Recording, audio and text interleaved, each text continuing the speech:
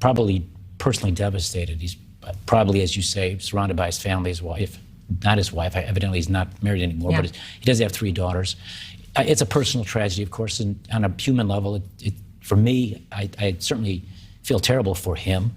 I don't want to kick a guy when he's down, and yet I do feel like there's a big difference between what he did today and what I continue to do, and that is I never gave in. I never gave up. I insisted on my innocence. I still do, and I went down fighting.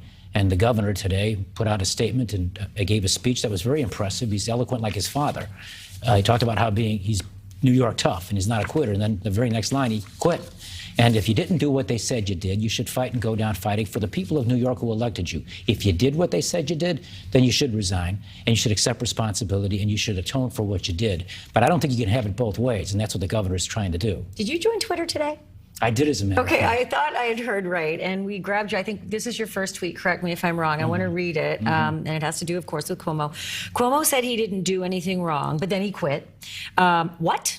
New Yorkers are tough, but quitting when you say you didn't do anything wrong isn't New York tough. Typical politician. Long on tough talk, but short on testicular virility. Well, way to come onto Twitter with a bang.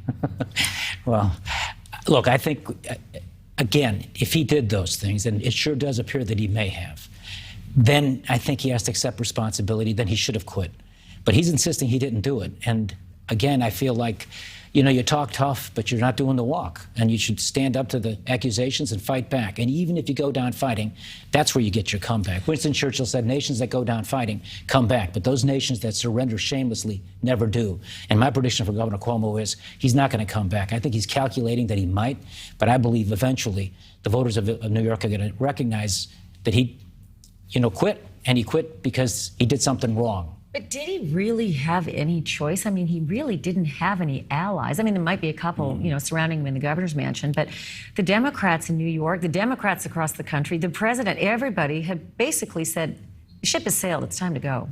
Well, that's right. And again, here's something that I know about because it happened to me too. You felt pretty lonely that night, I'm sure. I felt lonely for 12 long years, including the 8 I was in prison.